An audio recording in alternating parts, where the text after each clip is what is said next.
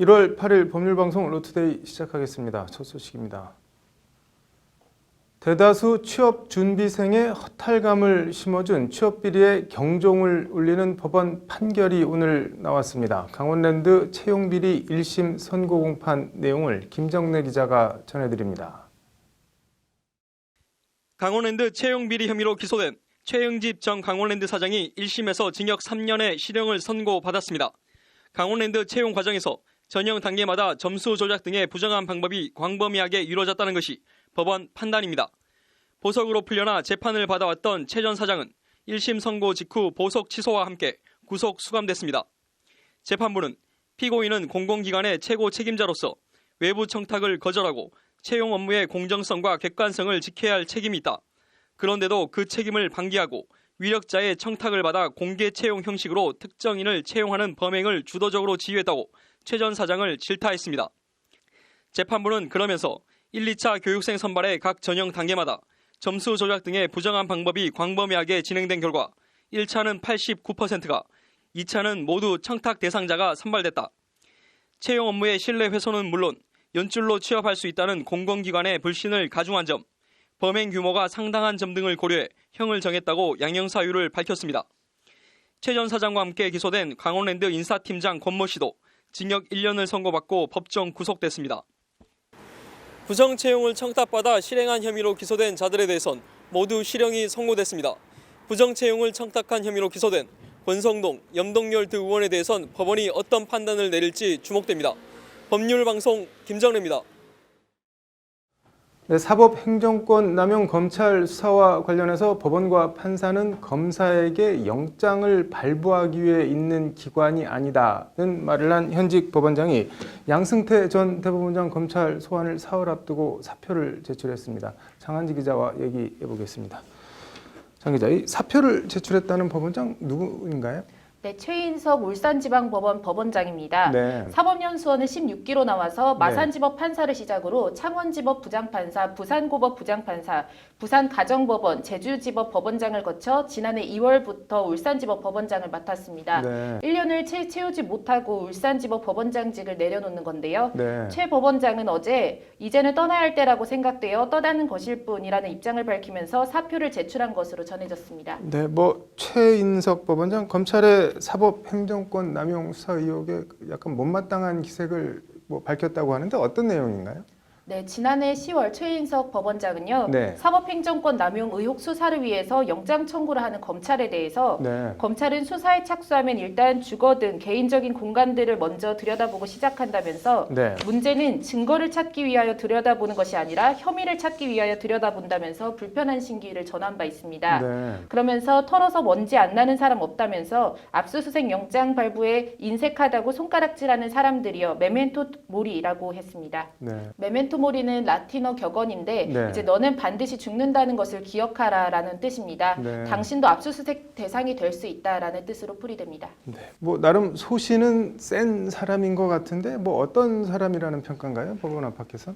네, 직접 쓴 글을 보면 네. 얼추 파악할 수 있는데요. 네. 자신의 글을 비판하는 글이 일자 이제 글을 올린 지 한 달 만에 반박글을 이어 올렸습니다. 네. 저는 30년 전부터 떠들었습니다라는 제목의 글인데요. 네. 이제 늙고 병들고 꼰대가 되고 적폐가 됐지만 나는 30년 전부터 떠들고 살았다 하면서 네. 이제 여태까지 뭐하다 이제야 떠드느냐고 물어주신 덕분에 기존의 관행과 질서를 비판적으로 봤던 저의 경력을 정리해 볼 수 있게 됐다고 말했습니다. 네. 최 법원장은 그러면서 각급 법원 판사회의도 법원 행정처가 만들어준 게 아니라 우리 단독 판사들이 싸워서 얻어낸 것이라고도 말했는데요. 네. 주변 사람들의 이제 평판을 들어보면요. 네. 고위 법관으로서 지적할 만한 사안을 지적을 했는데도 젊은 판사 등 법원 내부적인 비판에 직면하면서 고민이 많았던 것 같다. 할 말은 했다. 이런 평이 네. 많았습니다. 나름 자존심은 있는 사람인 것 같은데 판사는 판결로 말한다고 하는데 판결 성향은 어떤가요? 굳이 코드를 나누자고 한다면 소신형 판사라고 구분할 수 있겠는데요. 네. 최 원장은 대표적으로 창원지법 부장판사 시절 고 노무현 전 대통령의 형인 노건평 씨 사건 재판에서 호통을 친 것으로 유명합니다. 네. 대통령의 임기가 아직도 많이 남은 만큼 겸손과 인내로서 다시는 무리가 일어나지 않도록 자중자애하고 올바르게 처신해달라고 3분 동안 훈계문을 읽었다고 합니다. 네. 약간 서당 훈장 선생님 같은 느낌이네요. 네, 그리고 2013년에는 문재인 대통령과 얽혀있는 사건도 맡았는데요. 네. 자택 일부가 하천을 침범했으니 원상복구하라는 양산시 처분에 불복해서 문재인 당시 민주당 의원이 제기한 소송 사건 재판에서요. 네. 원고 패소 판결을 한 1심을 뒤집고 최인석 당시 부산고법 부장판사는 건축물이 하천의 환경 및 생태계에 끼치는 영향이 매우 적다라면서 원상복구할 필요가 없다고 판단했습니다. 네. 그리고 김영삼 정부 시절 경상대 교수의 국가보안법 위반 사건 구속영장도 기각한 바 있는데요. 네. 관련해서 최 원장과 친분이 있는 고법 부장판사 출신 변호사는 최 원장에 대해서 정치적인 사람이 아니다라고 이제 선을 그었습니다. 네. 뭐 정치적인 사람은 아닌지 모르겠지만 본인 의사와 상관없이 정치적인 사건에 좀 약간 말린 것 같은 느낌은 드네요. 오늘 잘 들었습니다. 다음 소식입니다. 지하철에서 휴대폰으로 여성 신체를 몰래 찍은 사실이 드러나 법원을 그만두게 된 판사가 있습니다. 변호사 개업 신고를 대한변협이 오늘 받아줬는데 이런저런 뒷말이 나오고 있습니다. 김태현 기자입니다. 자신의 휴대폰으로 지하철에서 여성 신체를 몰래 찍은 사실이 드러나 사직한 전직 판사가 변호사로 복귀합니다. 야당 모 중진 의원 아들인 A 전 판사는 2017년 7월 서울 지하철 4호선 열차 안에서 휴대폰으로 여성의 신체를 몰래 촬영하다가 시민 신고로 지하철 역사에서 현행범으로 체포됐습니다. 검찰은 A 전 판사를 약식 기소했고 법원은 A 전 판사에 대해 벌금 300만 원을 확정했습니다. 같은 해 12월 대법원은 품위 손상 등을 이유로 A 전 판사에 대해 감봉 4개월의 징계 처분을 내렸습니다. 이런 가운데 대한변협은 오늘 등록심사위원회를 열어 위원 9명 중 7대2의 의견으로 A 전 판사의 변호사 등록 신청을 받아들였다고 밝혔습니다. 지하철 몰카 사건으로 유죄 판결을 받고 법원에서 징계도 받았지만 변협은 A 전 판사가 변호사 결격 사유에 해당하지 않는다고 판단한 것입니다. 이 사건 같은 경우는 초범이고 자숙기간이 충분히 지났고 그다음에 피해자의 합의가 됐고 이런 것들을 종합적으로 고려해서 이제 등록이 된 것으로 등록 결정이 난 것으로 그렇게 이해하시면 될 것 같고요. 변호사법 5조는 금고 이상의 형을 선고받고 집행이 끝나거나 집행을 받지 않기로 확정된 후 5년이 지나지 않은 자 등은 변호사가 될 수 없다고 결격 사유를 규정하고 있습니다. A 전 판사가 금고 이상의 형이 아닌 벌금형에 그쳤기 때문에 변호사 등록의 결격 사유가 없다는 것이 변협의 판단입니다. 이번 등록권은 대한변협 등록심사위원회에서 결정한 건입니다. 그리고 협회장과 제10행부는 그 등록심사위원회에 대해서 어떠한 영향력도 행사할 수 없는 그 독립적인 위원회입니다. 등록심사위원회에서 신속하게 판단하는 것을. 지하철 몰카 판사에 대해선 변호사 등록을 허가한 대한변협은 지금은 헌재 헌법 불합치 판결이 난 종교적 병역 거부를 이유로 금고 이상의 형을 선고받은 백종건 변호사에 대해선 2차례 연속 변호사 등록을 불허했습니다. 법률방송 김태현입니다. 네, 이코노미석 맨 앞좌석과 비상구 앞좌석을 돈을 받고 판다. 어떻게 생각하십니까? 로인사이드 신세아 기자 나와 있습니다. 신 기자, 뭐 에어 부산인 것 같은데 기내에서 뭐 비상구 앞자리를 판매한다라고 했던 것 같은데 이게 뭐 무슨 내용인가요? 일단 에어부산이 지난 5일부터 기내에서 앞자리와 비상구 자리를 판매를 하다가 시행 3일 만에 국토교통부로부터 보류 조처를 당했습니다. 네. 일단 이 비행기를 탈 때 다른 좌석들보다 공간이 넓어서 비교적 편하게 갈 수 있는 이 맨 앞자리와 비상구 네. 자리는 탑승객들 사이에서 인기가 많은데요. 네. 현장에서 바로 돈을 더 내면 해당 좌석을 이용할 수 있게 했던 것이었습니다. 현장에서 돈을 내면 이용할 수 있게 했다? 이게 무슨 말인가요? 일단 운항 거리에 따라서 뭐 일본이나 동북아 지역 같은 이 가까운 거리는 네. 15,000원, 그리고 또 동남아나 미주 지역과 같이 비교적 좀 먼 거리의 지역은 25,000원을 승무원에게 내면 네. 승무원이 직접 카드 결제기로 좌석을 판매하는 방식이라고 보시면 될 것 같습니다. 이렇게 뭐 팔 수가 있는 건가요? 그런데? 일단 에어부산은 문제가 네. 없다라는 입장입니다. 에어부산은 이제 기내 중심을 고려를 해서 전체 좌석을 앞, 중간, 뒤 이렇게 세 구역으로 나누고 네. 해당 구역 안에서만 좌석을 이동할 수 있게끔 해놨는데요. 네. 이제 이에 대해서 에어부산 관계자는 기내에 무게 중심이 이동할 수 있다는 우려가 있어서 기술적 검토 끝에 구역 안에서 이동을 하는 것은 무게 중심에 이상이 없다라는 결과를 받았다라는 입장을 밝힌 바 있습니다. 네. 뭐 국토부는 뭐라고 하던가요? 일단 시행 3일 만인 어제 7일 국토부가 보류를 권고를 하면서 기내 비상구 자리 업그레이드는 중단이 됐습니다.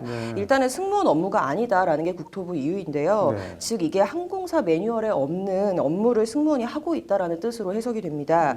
그러면서 국토부는 승무원이 공중에서 새롭게 좌석을 판매를 하고 배정을 해줘야 한다는 것인데 이 내용을 항공사 규정에 반영한 뒤에 국토부에 신고를 하라고 권고한 상태라면서 이걸 이제 보다 안전하게 하기 위한 조처다라고 설명을 했습니다. 뭐 아주 안 된다는 건 아닌 것 같은데 이게 법적으로는 그렇게 해도 되는 모양인가요? 어떤가요? 일단 항공법상 이 비상구 좌석은 만 15살 이상 원활한 정보 지시 전달자, 긴급 탈출 때 필요한 도움을 줄 수 있는 체력 완비자 등의 요건을 갖춘 이만 앉을 수 있도록 하고 있습니다. 근데 이런 사람들한테 좌석을 팔았다고 한다면 그것 자체를 문제 삼을 수는 없다라는 게 이제 대한항공 사내 변호사를 지냈던 서홍택 변호사의 말인데요. 한번 직접 들어보시죠. 국토교통부의 고시에 규정된 요건을 충족하는지 여부는 결국 이제 객실성을 보고 판단해야 되는 거거든요.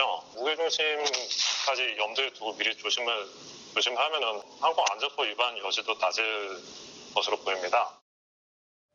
그래서 이 서 변호사의 말에 따르면은 뭐 비즈니스석이나 1등석처럼 조금이라도 편한 좌석이 있다면 팔 수 있지 않냐라는 말입니다. 뭐 반론도 있을 것 같은데 어떤가요? 일단 앞서 의견과 반대로 비상구 좌석은 판매 대상이 아니다. 관련 법 취지는 안전 이슈로 봐야 한다는 지적도 나오는데요. 유인호 변호사의 말을 한번 들어보시죠. 비상구 자리 자체가 원래 그 탈출할 때 응급 상황이 발생하면 가장 도와줘야 될 군들을 앉히는 자리잖아요, 원래. 그런 걸 좀 도움을 줄 수 없는 사람이라고 한다고 하면 이거를 목표 안전을 도를 받고 파는 거는 좀 말이 맞지 않잖아요. 뭐 항공사들은 어떤 입장인가요? 그전에도 유료 좌석이 기내 판매는 대다수 항공사들이 과거에 시도한 적이 있지만 국토부의 지적을 받고 현재는 중단한 상태입니다. 그래서 이번 에어부산에 대한 이 국토부 보류 권고로 좀 지켜보자라는 이제 분위기인데요. 이제 내놓고 얘기하진 않지만 항공안전법에 규정된 취지에서 벗어나지 않는 한 좀 그 사람들에 한해서 좌석을 좀 팔면 되는 거 아니냐라는 게 이제 업계 관계자의 설명인데요. 한번 관계자의 말을 직접 들어보시죠. 현재 외국 항공사에서도 좌석 기내 판매가 가능한 사례가 다수 있기 때문에 항공사에서도 이에 대해서 국토부에 충분한 근거 제시한다면 유료 좌석 기내 판매도 가능할 것으로. 뭐 국토부가 최종적으로 어떤 결론을 내릴지 궁금하네요. 오늘 잘 들었습니다. 다음 소식입니다. 아내 없이 혼자 아이를 키우는 직장 동료의 5살 난 아이를 좋은 보육시설에 보내주겠다고 꿰어 데려가 학대해 숨지게 하고는 직장 동료에게서 보육료까지 받아 챙긴 인면 수심의 30대에게 대법원이 무기징역을 확정했습니다. 판결로 보는 세상입니다. 대법원 3부가 오늘 특가법상 영리 약취, 유인 등 혐의로 구속 기소된 31살 안모 씨의 상고심에서 무기징역을 선고한 원심 판결을 확정했습니다. 안 씨는 2016년 10월 같은 세차장에서 일하던 직장 동료 A 씨에게 혼자 아이 키우느라 힘든데 좋은 보육원에 데려다 주자고 제안한 뒤 아이를 데려갔습니다. 안 씨는 사흘간 아이를 데리고 있으면서 이제 5살 난 아이가 뭐를 그리 잘못했다고 상습 폭행에 머리 등에 치명상을 입히고는 그대로 방치했고 아이는 결국 뇌출혈로 숨졌습니다. 안 씨는 아이가 죽자 낙동강의 한 다리 밑에 구덩이를 파고 시신을 안매장한 뒤 직장 동료에겐 보육시설에 보냈다고 거짓말을 해 월 20여만 원씩 6개월간 보육비까지 받아 챙겼습니다. 아이 아버지 A씨는 이런 사실을 전혀 몰랐고 안 씨에게 아이는 어디 있느냐며 근황을 물었지만 안 씨가 알려주지 않자 혼자 아이를 찾아다니다 경찰에 실종 신고를 했습니다. 결국 아이는 안매장 1년 뒤인 2017년 10월 낙동강변에서 백골 상태로 발견됐습니다.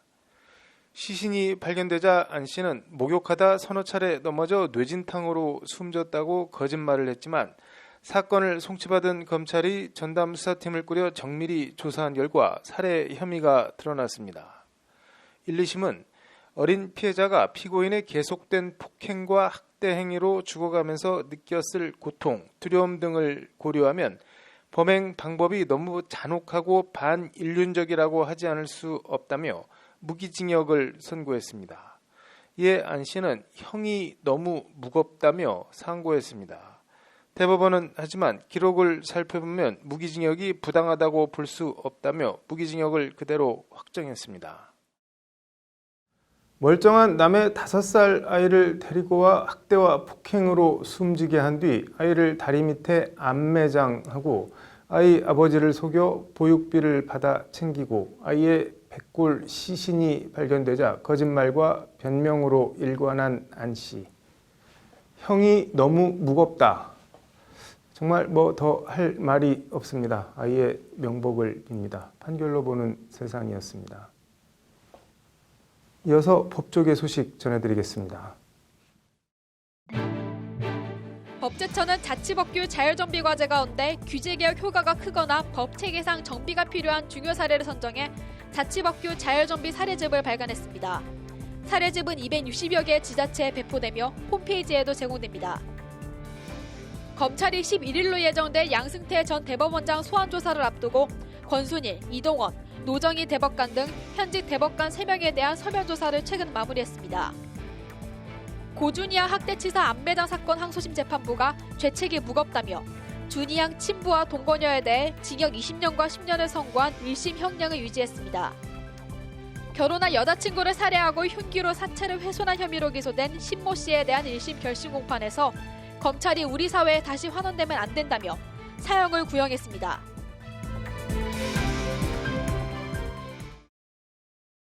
(1월 8일) 법률방송 루투데이 마치겠습니다. 시청해주셔서 감사합니다.